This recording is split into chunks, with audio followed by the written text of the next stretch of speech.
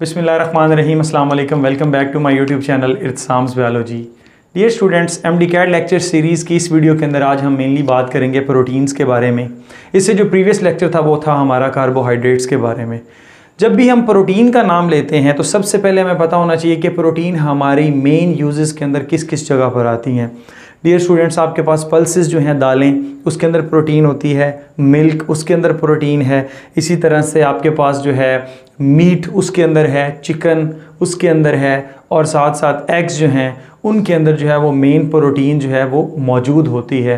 सो इसका मतलब है कि प्रोटीन्स हमारी डेली लाइफ के अंदर बहुत ज़्यादा अहम रोल प्ले कर रही होती हैं। उसके साथ साथ अगर आप अपने हेयर्स को देखें तो वो भी किससे मिलकर बने हैं? प्रोटीन से। जो नेल्स हैं ये भी किससे मिलकर बने हैं? प्रोटीन से। इसके साथ साथ आपने पार्ट 1 के अंदर एंजाइम्स के बारे में पढ़ रखा है, तो वो एंजाइम्स जो है वो भी किससे मिलकर बने हैं? प्रोटीन से। और हमारी बॉडी के अंदर जो एंटीबॉडीज़ होती हैं, जो जरासीम के ख़िलाफ़, जो किसी भी एंटीजन के ख़िलाफ़ जो है वो क़ुव्वत मुदाफ़त पैदा करने में हेल्प करती हैं, वो भी जो एंटीबॉडीज़ हैं वो भी क्या होती हैं? पर्टिकुलर प्रोटीन्स होती हैं। इंशाल्लाह इस पूरे टॉपिक के अंदर हम प्रोटीन के बेनिफिट्स, उसकी क्लासिफिकेशन और साथ साथ उनके यूजेस के बारे में पढ़ेंगे। सबसे पहले हम प्रोटीन को डिफाइन करते हैं। Proteins are basically polymers of amino acid. ये जो लफ्ज़ है अमाइनो एसिड, इसका मतलब क्या है?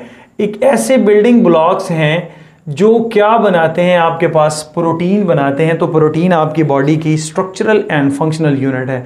अगर मैं अपनी बॉडी की बात करूं या फिर अगर हम एक ड्राई सेल की बात करते हैं, एक सेल है उसको हम उसका ड्राई वेट कर ले तो उसमें से वाटर को रिमूव कर देते हैं, जो बाकी ड्राई सेल है उसका जो वेट होगा उसका 50% आपकी बॉडी में क्या होती है? प्रोटीन। इसी तरह से आपके पास जो है आपकी लिपिड बाइलेयर जो मेम्ब्रेन है, सेल मेम्ब्रेन, उसके अंदर आपने पढ़ रखा है कि 20 to 40% उसके अंदर लिपिड्स हैं और 60 to 80% उसके अंदर क्या होती हैं? प्रोटीन्स होती हैं। तो प्रोटीन इसलिए हमारी बॉडी में एक अहम जुज़्व हैं जो कि स्ट्रक्चरल एंड फंक्शनल जो है वो यूनिट कहलाती है हमारी बॉडी का। उसके साथ साथ dear students, polypeptide chain, protein जो है एक पॉलीपेप्टाइड चेन जो है उससे पर्टिकुलर, मतलब जो एक जीन है, जीन ने क्या करना है? एक पॉलीपेप्टाइड चेन बनानी है। एक जीन है, DNA का सीक्वेंस है, जिससे क्या बनेगा? मैसेंजर RNA बनेगा और मैसेंजर RNA से एक प्रोटीन बनेगी। इस पूरे प्रोसेस को हम जो है वो सेंट्रल डॉग्मा बोलते हैं, यानी कि DNA से RNA का बनना ट्रांसक्रिप्शन और RNA से प्रोटीन का बनना क्या कहलाता है? ट्रांसलेशन। इसमें जो ऑर्गेनेली काम करती है ट्रांसलेशन के प्रोसेस में, दैट इज़ द राइबोसोम्स। आप लोगों ने पढ़ रखा होगा कि राइबोसोम्स जो होते हैं ये प्रोटीन फैक्ट्री होते हैं, प्रोटीन बनाने में हेल्प कर रहे होते हैं। अब ये जो अमाइनो एसिड हैं, जिस तरह आपके पास तस्बीह है, तस्बीह के जो दाने हैं, अगर आप एक 99 जो दानों वाली तस्बीह है या 100 वाली, आप उसको ऐसे दरमियान से उसके धागे को काट के स्ट्रेट कर लें तो जैसे 1 by 1 उसका एक एक मनका है, इसी तरह से एक पॉलीपेप्टाइड चेन के अंदर डिफरेंट जो है अमाइनो एसिड, उनका सीक्वेंस जो है और उनका नंबर जो है वो पर्टिकुलर मैनर के अंदर उसके अंदर जुड़ा हुआ होता है और वो एक पॉलीपेप्टाइड चेन बनाता है। ये सीक्वेंस एग्जैक्ट कॉपी होता है मैसेंजर RNA के, और मैसेंजर RNA एग्जैक्ट कॉपी किसकी होता है डियर स्टूडेंट्स? DNA का। तो ये इंफॉर्मेशन कहाँ से आ रही है? DNA से आ रही है। तो ये अमाइनो एसिड को जो पर्टिकुलर एक मैनर के अंदर जोड़ा जा रहा है वो किसकी फॉर्मेशन में हेल्प कर रहा है? That is the formation of polypeptide. So अब हमने देखना है कि अमाइनो एसिड्स क्या हैं। पहले तो हमने बात कर ली कि amino acids are the building blocks of protein, कि अमाइनो एसिड से क्या मिलकर बना रही हैं? अमाइनो एसिड से मिलकर बन रही हैं आपके पास प्रोटीन्स।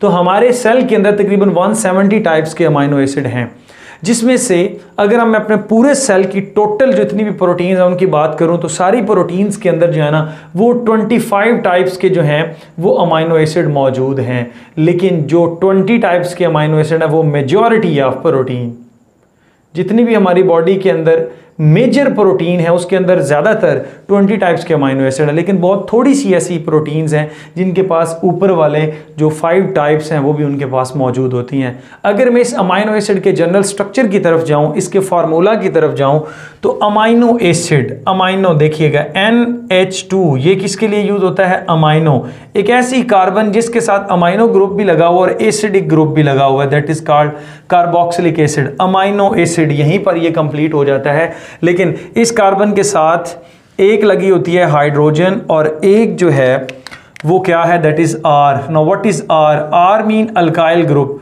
कोई भी ये अल्काइल ग्रुप आपके पास हो सकता है, दैट में भी रिंग हो सकता है, दैट में भी ब्रांच्ड हो सकता है, सिंपल एक हाइड्रोजन हो सकती है in the case of glycine, और यहाँ पर CH3 हो सकता है in the case of alanine, और इस तरह से सो ऑन, ये क्या होता जाएगा, कॉम्प्लेक्स होता जाएगा।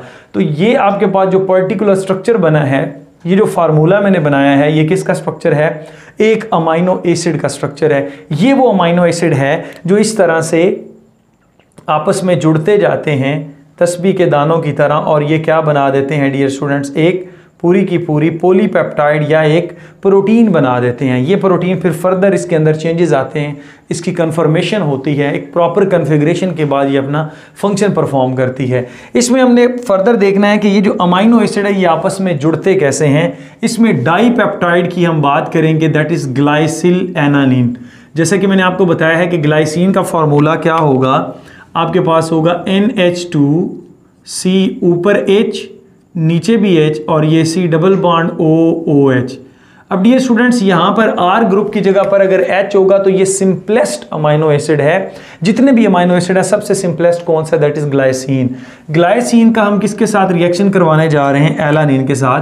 तो एलानिन, ये आपके पास ये हाइड्रोजन, ये हाइड्रोजन, ये NH2 आप ऐसे भी लिख सकते हैं, इसको खोल के ऐसे भी लिखा जा सकता है, ये C, ये CH3, ये H, ये COOH। अब इसमें बात ध्यान से सुने डियर स्टूडेंट्स, यहाँ पर अगर CH3 हो तो ये एलानीन होगा, अगर H हो तो ये क्या होगा, ग्लाइसिन। इसी तरह से ये ग्रुप चेंज होता जाएगा तो अमाइनो एसिड भी चेंज होते जाएंगे। जैसे ट्रिप्टोफेन में और चीज़ होती है, आइसोल्यूसिन के अंदर और होगा, ये R ग्रुप। सिर्फ और सिर्फ जो अमाइनो एसिड हैं ये इस R ग्रुप से क्या करते हैं, डिफर करते हैं। बाकी 1 2 3 ये इसके पास परमानेंट ग्रुप हैं और ये इसमें किसी किस्म की तब्दीली नहीं आती। तो यहाँ पर वही पुरानी बात के कंडेंसेशन रिएक्शन होगा, डिहाइड्रेशन होगी, यहाँ से वाटर को रिमूव किया जाएगा। ये देखें डियर स्टूडेंट्स, अगर यहाँ से वाटर को रिमूव कर दिया जाए तो पीछे आपके पास ये वाली कार्बन डायरेक्ट N के साथ बॉन्ड बना लेगी। इसको हम क्या बोलते हैं, इसको हम बोलते हैं that is called peptide bond, और we can say CN linkage. ये आपके पास कौन सी लिंकेज बनी है, CN लिंकेज बनी है डियर स्टूडेंट्स, और इसको हम बोलते हैं डाईपेप्टाइड। डाईपेप्टाइड इसको क्यों बोला गया है, क्योंकि 2 अमाइनो एसिड का ये प्रोडक्ट है। इसमें पेप्टाइड बॉन्ड तो एक है, ये CN लिंकेज भी कहलाती है, इसको हम क्या बोलते हैं, पेप्टाइड बॉन्ड भी बोलते हैं। सो इसका मतलब क्या हुआ कि जो आपके पास पेप्टाइड बॉन्ड है ये 2 अमाइनो एसिड के नतीजे में बनने वाला है, इसको हम डाईपेप्टाइड बोलते हैं। इसमें आपने ये कंफ्यूज नहीं होना कि 2 पेप्टाइड बॉन्ड होंगे। 2 पेप्टाइड जब बॉन्ड होंगे तो 3 अमाइनो एसिड आपस में मिलेंगे, तो बेसिकली वो डाईपेप्टाइड नहीं बल्कि ट्राईपेप्टाइड होगा। इसी तरह से 4 अमाइनो एसिड के प्रोडक्ट में 3 पेप्टाइड बॉन्ड बनेंगे, तो हम 4 को पहले ध्यान में रखेंगे, that is the tetrapeptide and so on. ठीक है, इस तरह से आप इसको जो है ना वो क्लैरिफाई कर सकते हैं, इसके बारे में MCQs भी आ सकता है। उसके बाद ये स्टूडेंट्स, ये तो आपको समझ आ गई कि ये इस तरह से पेप्टाइड बॉन्ड बनता जाएगा और ये एक पूरी की पूरी चेन बन जाएगी। इधर से आके एक और अमाइनो एसिड लग सकता है, देन एक और, बहुत सारे अमाइनो एसिड लग गए। तो इसके लिए आपने एक सीक्वेंस याद रखना है, NCCN CCN CCN CC और NCNC। ये आपके पास क्या बन गई, एक पॉलीपेप्टाइड बन गई। जहां पर भी CN लिंकेज आ रही है, NC इसका मतलब है कि ये क्या है, एक पेप्टाइड बॉन्ड है, और इसी तरह से ये पेप्टाइड बॉन्ड जुड़ते जाएंगे तो ये पॉलीपेप्टाइड बनेगी। हर पॉलीपेप्टाइड की एक साइड पर N होगा और एक साइड पर C होगा, इसको हम बोलते हैं N टर्मिनस, और इसको हम क्या बोलते हैं, C टर्मिनस। N टर्मिनस पर मोस्टली पॉजिटिव चार्ज होता है और C टर्मिनस जो होता है उस पर मोस्टली नेगेटिव चार्ज होता है, क्योंकि COO नेगेटिव जो है ना वो आता है आपके पास। सो ये आपके पास N टर्मिनस और दूसरा कौन सा है, C टर्मिनस। इस तरह से आप एक पॉलीपेप्टाइड को जिसके जो 2 मेन हेड्स हैं, उसके जो 2 मेन पोर्शन है उसके अंदर फर्दर आइडेंटिफाई कर सकते हैं कि इट कंटेन्स NNC टर्मिनल, हम उसको बोलेंगे। उसके बाद ये तो आपके पास पॉलीपेप्टाइड बन गई, इसके अंदर डिफरेंट टाइप के जो है वो अमाइनो एसिड मिले और एक पॉलीपेप्टाइड बनी है। अब जब ये पॉलीपेप्टाइड बनती है डियर स्टूडेंट्स, उसके बाद क्या ये ऐसे ही अपना फंक्शन परफॉर्म करेगी कि पॉलीपेप्टाइड बन गई देन वो अपना फंक्शन परफॉर्म करना शुरू कर देगी? तो आंसर होगा नो।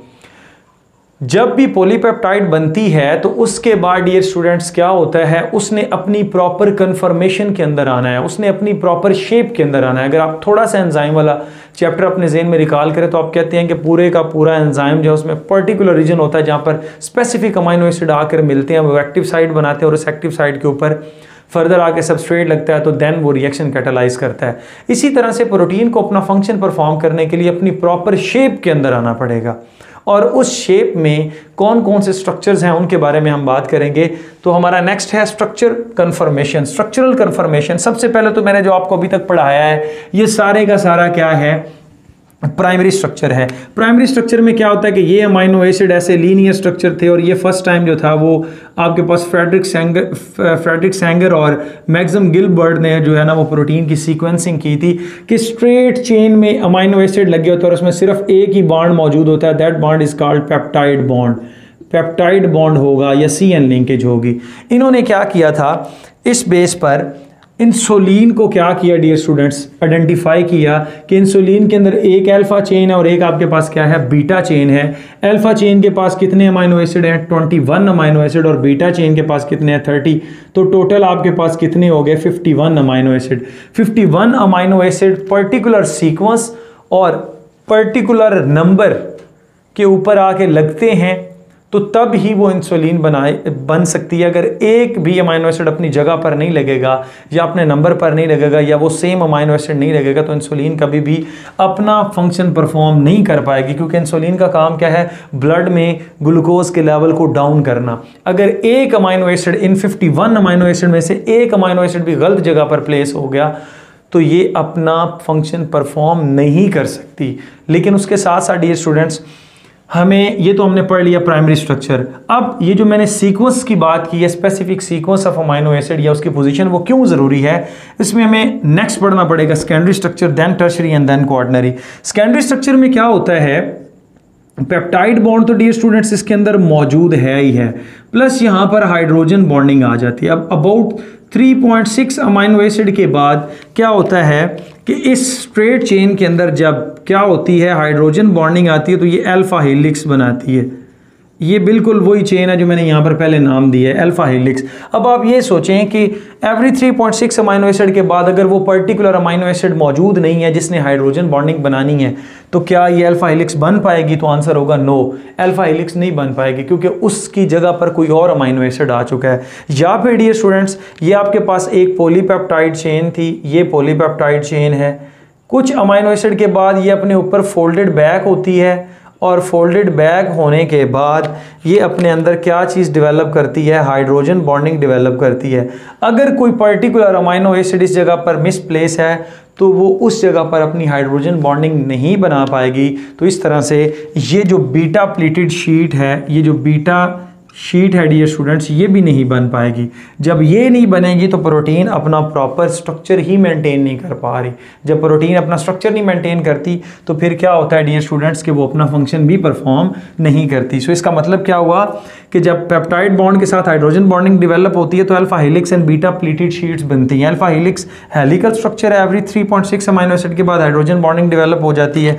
मैं यहाँ पर ये शो कर देता हूँ, ये हाइड्रोजन बॉन्डिंग, ये हाइड्रोजन, ये इस तरह से, तो ये इसके स्ट्रक्चर को मेंटेन करती है। बीटा प्लेटेड शीट में एक पॉलीपेप्टाइड ये थी, जब वो फोल्ड बैक होकर अपने ऊपर ही आ गई, और ये जो यहाँ पर ये पोर्शन है, यहाँ पर स्पेशली मुड़ने के लिए ग्लाइसिन, ये बड़ा इंपॉर्टेंट पॉइंट है। ग्लाइसिन जो होता है, चूँकि ये सबसे छोटा है और इसका R ग्रुप सिंपल H होता है, तो ये फ्लेक्सिबल होता है, फ्लेक्सिबल अमाइनो एसिड इसको बोलते हैं कि ये मूव करने में हेल्प करता है। तो ये ग्लाइसिन की यहाँ पर 4 इसके जो है ना ये सीक्वेंस ज़्यादातर होते हैं, 4 इकट्ठे ग्लाइसिन के मॉलिक्यूल होते हैं और अमाइनो एसिड यहाँ पर होते हैं, और ये क्या करते हैं, इसको फोल्ड बैक करने में हेल्प कर रहे होते हैं। तो ये आपके पास बनता है बीटा प्लेटेड शीट। तो ये सेकेंडरी स्ट्रक्चर है। इसी तरह से डियर स्टूडेंट्स टर्शरी स्ट्रक्चर क्या है। अब देखें, जैसा कि हमने पहले बात की है कि इसके अंदर पेप्टाइड बॉन्ड भी होगा, यस होगा, क्योंकि पॉलीपेप्टाइड जो है इसके अंदर हाइड्रोजन बॉन्डिंग भी होगी। इसके साथ डियर स्टूडेंट्स इसके पास डाइसल्फाइड ब्रिजेस। अब इस बात का हमें पता चला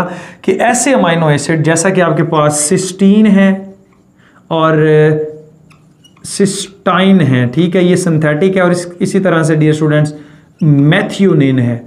ये ऐसे अमाइनो एसिड है जिनके पास क्या होती है, सल्फर होती है। तो ये डाइसल्फाइड ब्रिजेस बनाने में हेल्प करते हैं, और साथ ही साथ आयोनिक इंटरैक्शन करके ये क्या बनवाते हैं, टर्शरी स्ट्रक्चर बनाते हैं। और टर्शरी स्ट्रक्चर जो है वो मोस्टली इस तरह से ग्लोबुलर इन शेप होता है, स्फेरिकल शेप होगा।